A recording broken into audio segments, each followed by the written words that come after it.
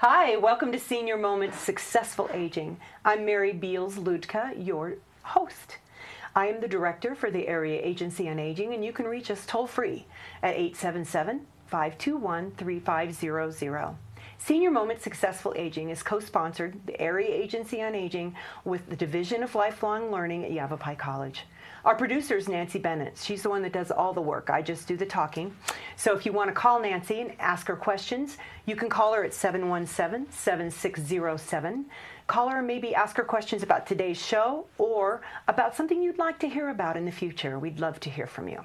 I'd like to welcome Lisa Garnes. Hi, Lisa. Hi, thank you for having me. My pleasure. Nice to meet you. Lisa, you are with the Prescott Unified School District Volunteer Coordinator. Correct. Okay, that's like, it's a long title. A long title, yes it is.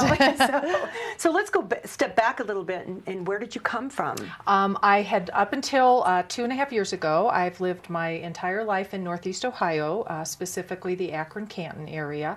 I have a social work background, and I worked for 30 years at a nonprofit social service behavioral health agency, and a lot of that time was spent working in programs that served older adults. And in about 2010, my husband and I decided that we wanted to move to a place with more sunshine and where we could be outdoors, and Prescott fit the bill, and we moved out here in 2011. Welcome. Thank you. Welcome. We love it. Yeah, who doesn't? That is right. That is right. You can't take this for granted. No, absolutely you not. cannot. I come from Iowa, so I know how those winters can be. Yes, yes. I know. So your last position, you were vice president of programs at that organization. Correct. With the behavioral health. Correct. And then when you relocated, I know you like outdoor activities, and then something brought you to the job that you're at now. Yes. When we first moved out here, I signed up with AmeriCorps Vista, and I was fortunate enough to be placed with Humboldt schools in the volunteer program. And I was there for a year, and I loved that opportunity, but I wasn't quite settled on what I wanted to do and where I wanted to be. That was full-time. And in February this year, there was an opportunity with Prescott schools for a part-time position in the volunteer program, and I was lucky enough to be hired for that position, and I love it. Nice. Volunteer. When you think volunteering, you know, all kinds of things go through my mind because the school is so diverse. There's so many different things going on. Absolutely. So, you know, what kind of volunteer opportunities are in the school district? Well, of course, you know, the opportunities are very diverse because of you can work with so many age groups. Yeah. Some people like to work with the preschool kids. Some people prefer the high school students. We have volunteer opportunities in coaching. We have volunteer opportunities for folks that want to provide direct service with the students, help them with reading, tutoring, mentoring programs. We also have volunteer opportunities for people who want more of a behind the scenes, maybe working in the school office, helping with filing, simple tasks like doing shredding, working in the library. We have opportunities for people that want something scheduled. They want to go in 1 day a week or 2 days a week, week after week. And then we have volunteer opportunities for people that just maybe have time to give for a once-a-year book fair or a fall festival at one of the schools or grounds beautification projects. So we can really meet anyone's interest, their time ability. We have it all. Sounds like a big job for you. There's a lot to do. Yeah. We have a great group of volunteers, and we have a wonderful group of staff. And so connecting the volunteers and the staff is a very pleasurable experience. We're always recruiting, so we're always looking for new volunteers, and I'm always looking for volunteer opportunities among the staff because we will have volunteers that come in with some real specific skills and specific interests, and I want to be able to fit them into the right spot. So, you know, I think we need to bring out, while we're talking about all the opportunities, the value of volunteering itself. There's a tremendous value to everyone involved. Yeah. I'll start with the volunteer. It's a great way to be connected with other people. It's a good way to meet friends. We have a lot of people in this community, as I'm sure you know, that have relocated from other areas like myself, and it's a great way to meet people. Volunteering is a wonderful way to improve your physical health and your mental health. It feels wonderful to give to people, and it feels wonderful to provide a service in a community setting. And the school is a wonderful place for that. The benefits to the students, it's great for them to have another adult that's taking an interest in them, in their academic progress, in listening to them read, in helping them with their math problems, helping them with an art project. For families, it's a wonderful opportunity for our parent volunteers to be a part of their child's educational experience, to get into the schools. We have grandparent volunteers that they worked in their own child's school, and now they want to give back to their grandchildren. And the staff, it's an opportunity for them to have an extra set of eyes and ears in the classroom or in the after-school program or on the playground. They can provide more one-on-one attention maybe to kids that need a little bit more of that, because the volunteer can be working with other groups of children. It helps them, they can do more creative and more maybe expansive projects, art projects, because they can now have the support of the volunteer. So it's a win-win for everyone. For everybody. And I'm glad you brought up the mental and physical health piece, because there's so much data on that, on how healthy and how much more you get as a volunteer than you give. Yeah, absolutely, absolutely. Yeah. And it's a good way to combat depression.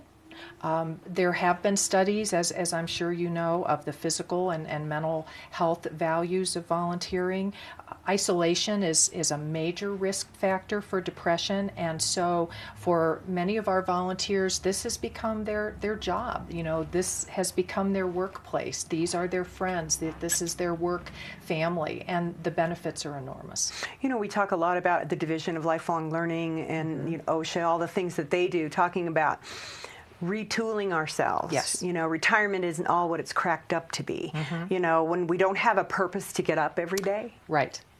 And, you know, I can see that being a purpose, getting involved with such a large organization and with so many different facets. Right. It becomes your family. Right. Well, and, you know, we have a lot of volunteers, I think I mentioned, that have previously worked in the schools, and they are retired now, and they find that they miss that, and so they want to get back into working in the classroom and working with, you know, whatever age group was their interest. And then we have a lot of individuals that maybe they had an office job, or maybe they had, you know, an outside job or a factory job, and they've always wanted to work with kids. They've always wanted to work around other people, and so this is an opportunity for them to experience that, maybe for the first time.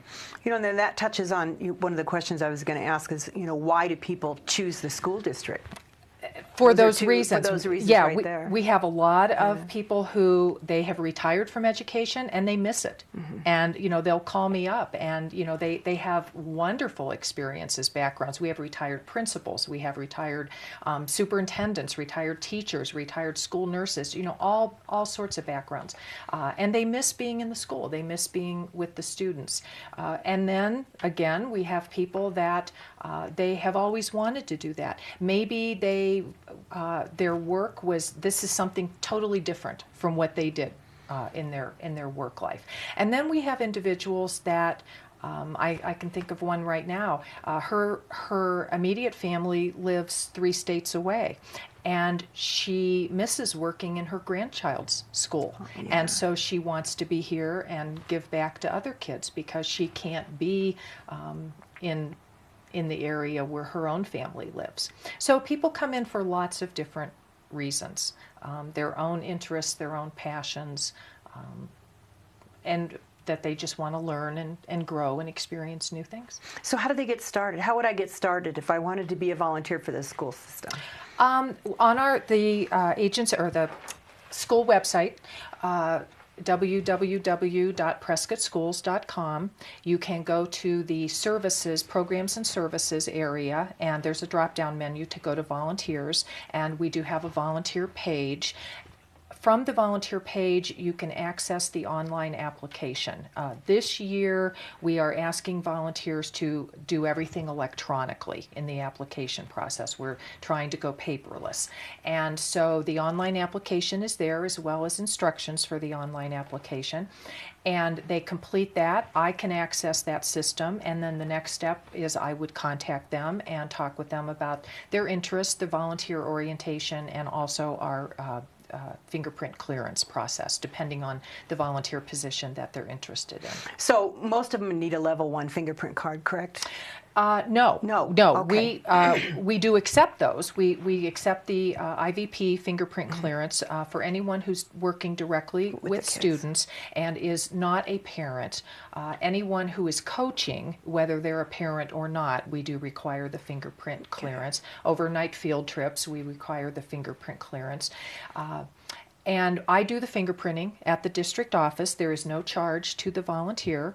And as soon as we have the application, their fingerprint clearance, and they attend our orientation, we set them up in a volunteer position. They're good to go. Excellent. So what is the orientation like? I try to give individuals just some overall information about the school system, some of the history of the schools, the different programs, the schools, the different departments that we have. I'm trying to expand the volunteer opportunities among the different programs. For example, in our special education program, in our grants program where we have services for homeless families. And so I give them information about that. And then there's a lot of information, just the do's and don'ts. You know, do sign in, do sign out, you know, working with the teachers. Let me think what else is in there. You know, appropriate dress, what to do if there's concerns. And then we do also have a segment on recognizing indicators of child abuse and neglect. Yeah. Yes, because volunteers, all school personnel are mandated reporters. So we want to give the volunteers enough information that they will know not only how to recognize some signs and symptoms, but then about the reporting process, who to access at the school, what will happen, the services around child protective services, that sort of thing. Well, you have a background with adult protective services. I imagine that's very helpful. Yes. It is different. It is different. We know it's very different, but there are some similarities. You know, and sure. looking for and knowing how to work and counsel with a volunteer. Yes. You know, imagine they could call you if they don't know. Absolutely. Yeah. Absolutely. And just you know, sit down and talk about it. Right. So they know. You right. know, when in doubt, ask. Correct. Correct. That's the number one. When in doubt, please ask. That's true. So let's say I have a special talent. Mm-hmm. And I could call you and say, you know, where would I fit? Yes. I could teach voice lessons, for instance. So I could Mm-hmm. help out in the music department. Yes. Yes. Because I was trained to be a vocal instructor, which I've never done. Okay. I went to school for it, and I got into social work. But you know, that would be fun to do something different. But you know, how does that work? And just call you? Just call me. Yes. Okay. I see who has applied to be a volunteer, but certainly individuals can call me at the district office, and I can share that information with them about the application process and also different opportunities. Some people aren't ready to make that commitment even to fill out the application. Yeah. They just want to find out a little bit about what the different opportunities are and what the time expectations may be. One of the common questions I get is, I'm only here for 6 months out of the year, or we travel a lot. Can I still be a volunteer? And the answer is absolutely. So people can call me. I can answer any questions that they have. If they would like to arrange a meeting with one of the staff members, for example, the example that you shared, we could meet with the music department and talk with them about the different opportunities before they really commit to going through that process. And I know sometimes the schools have like a history week. Yes. So it might be Yes. fun to bring someone in that can bring some living history to the classroom, that type of thing. Yes, yes. And one of the things, and I know that some of the teachers have sort of developed their own lists that then they share among their peers, but I would like to develop sort of a speakers bureau kind of list. That's a great idea. For those kinds of things. If they're teaching a class around World War II, for example, or the Vietnam War, or if it's a class about a different country. There could be speakers in this community. This community is so diverse and so rich that I'm sure there would be speakers that would be willing to come in and talk with the students about that. And it just enhances the curriculum for those students. yes, because you're getting something that's, live. Yes, live not out history. of a book. That's right. Live history, Charlotte Hall's really into the oral live Correct. histories, and Correct. we do have a very rich, diverse community. It's Yes. amazing what we could all collectively bring to the Yes, table. yes. So one of the things that I'm glad you said people can call you, because I know with a lot of our clients at the Area Agency on Aging, they're very still afraid of the computer. And we too are going paperless. However, we recognize that some folks are going to be intimidated by going online, and they're going to say, well, forget it. Right. Just forget it. I can't do this. That That is- sounds like my husband. Right. No. Yeah. Did I say that on TV? I don't want to do Oops. this. I can't understand the buttons and whatever. Right. So it's nice to know that they can call you. They can call me. I have had a handful of people that I have done a couple different things with them. We do have a computer available in the district office. If someone wants to come in, I can sit with them and go through the application. I had a couple people that it was just easier for us to do it online. I can log in or do it over the phone. I Yeah. can log in, I can have them on the phone, I can read through, I can ask them the questions, I can enter what they tell me, Nice. and it's done. So whatever works for people. I want to be very accommodating. I don't want to turn down any volunteers because everyone, people just have so much to give, and we want to involve them in our schools. So just to give me a ballpark number, how many volunteers does the school district have? Well, we're trying to get our hands wrapped around that, and I'll tell you why it's a little difficult. We have about 350 individuals in our online system. Okay. I know that there are at least another 350 out there that we're still bringing in. Many of those are parents, parent volunteers, not all. I would say that between 700 and 800 is not an overly ambitious estimate of the number of volunteers. Now that can include a parent who goes on a field trip once a year to an individual who helps out in the reading program 5 days a week. Right. So how many schools are within the district? There's 5 elementary schools, 2 middle schools, and a high school, Yeah, so and that's- a preschool. So that's a lot of students. It is a lot of students. I want to say maybe 40. I don't want to say 4,500. Is that Ish. We'll say ish, and we'll be good. Yeah, I hope that's not way 4,500-ish. off. But Yeah. that's a lot. So when you say 700 volunteers, and especially since some of them are just one time, Yeah, you that certainly seems like too high of a number, but it's a lot. It's Let a me lot say of it kids. that way. It's Yes, a lot it's of a kids. lot of kids. And I imagine you even need volunteers for things like the football games. Oh, absolutely, absolutely. Well, and then we have some volunteers that they're with the band boosters or the football boosters, and so they're working on very seasonal kinds of events, supporting their child's involvement in that particular sport or in the band. So we have a lot of volunteers. This community is very rich in that way, both parent volunteers and community volunteers, but we still need more.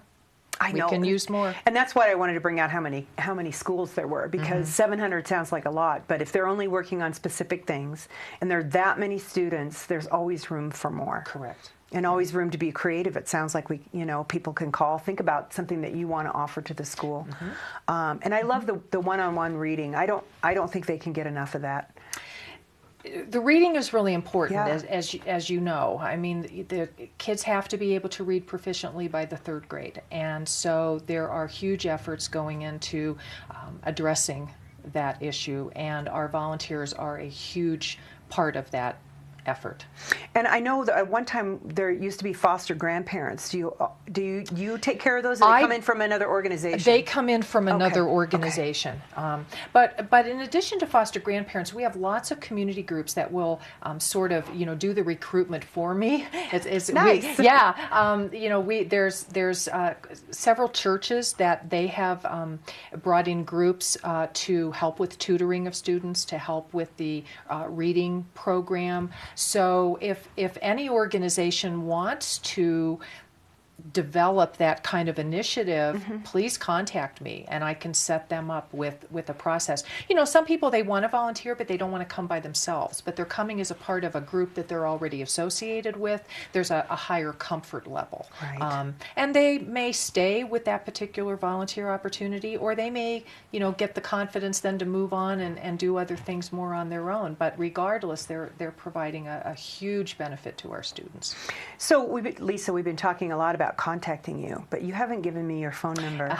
It is 928-445-5400, and I'm at extension 140.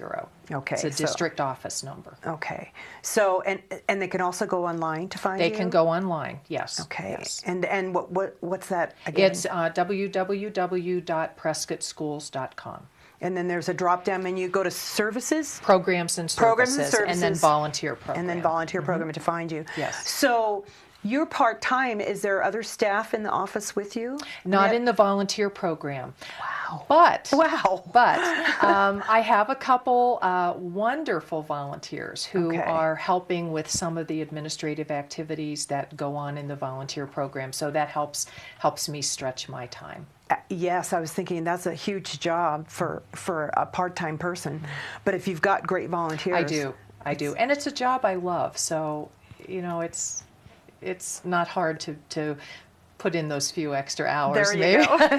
Is there a time of day that's best for people to call for you? I'm trying to keep my schedule to Monday, Wednesdays, and Fridays. Okay. But then, depending on if something comes up, my schedule's pretty flexible. So, but Monday, Wednesday, and Fridays are typically the best day to reach me. And you can leave a message. Absolutely. I do pick up my messages. And my email address, because I check my email almost daily, is Lisa, Lisa, Garnes, Garnes, at prescottschools.com. Okay, and we'll put that up too, so that Okay. folks will know. That's a great way to get a hold of me too, is by email. Yes, yeah. If you can't find Mary, email her. I can't resist checking my email constantly. I know. So, yes. What is it about that? I don't know. I have to check it all the time. So that is the best way to get a hold Okay, of me, so actually. lisa.garnes at prescottschools.com. Correct. Okay, so that's a good way to find you, and Yes. also, a good way to communicate maybe an idea about, absolutely. Because that's a lot of, and I imagine too, making that transition to paperless is always interesting. That's been a process. But we've done really well because we just started that in March, and we already have March, April, and we Nice. already have over about 350 online applications. So people are willing. They like that too. They like the paperless system. Yeah. So it's going to take some time to get that all pulled together. So, and it sounds like you've pulled a lot together just since February 14. There's been a lot going on. It's a very active Hasn't department. even been a year. No. It's a good fit for you. I love it. And love it. we're talking about the area agencies on aging, and we know somebody mutual from Ohio. Yes.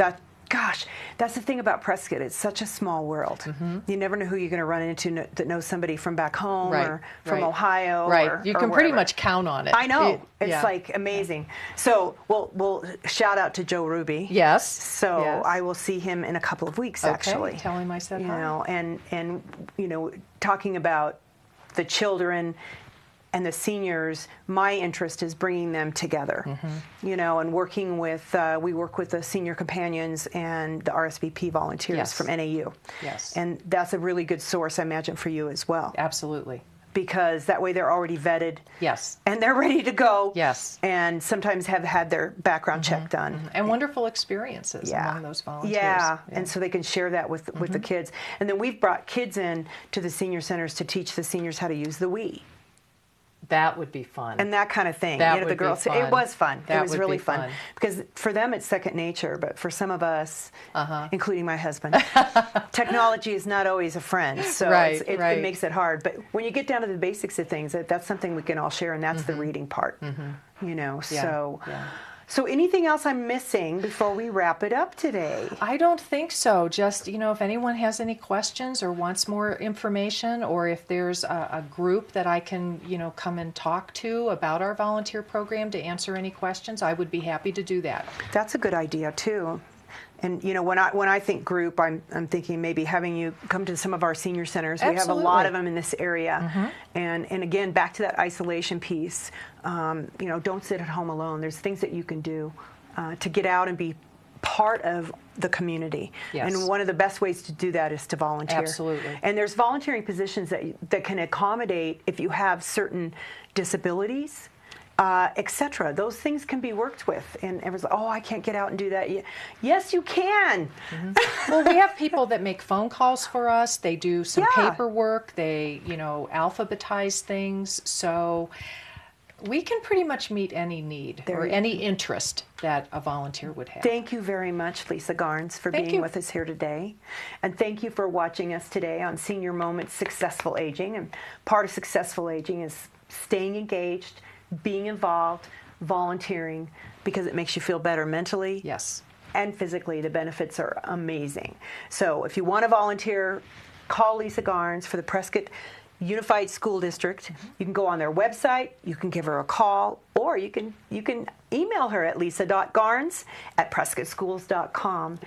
And also, don't forget, you can always call the Area Agency on Aging. Our information and referral line is open to anyone who has any questions about long-term support services, about transportation in your area, or about volunteering opportunities. And we'll make sure we get a link on our website for you. Wonderful. Thank you. We'll do that. It's toll-free. Call 877-521-3500. Everyone says, I wish we had one number. You do have one number. It's 877-521-3500. The ladies that answer that phone are nationally certified information and referral specialists, and they're there to help you. Again, I'm Mary Beals-Luedtke. Thank you, Nancy Bennett. And thank you, Lisa Garnes. Thank you. Very nice to meet you. Nice to meet you. This is Senior Moment, Successful Aging. Until next time.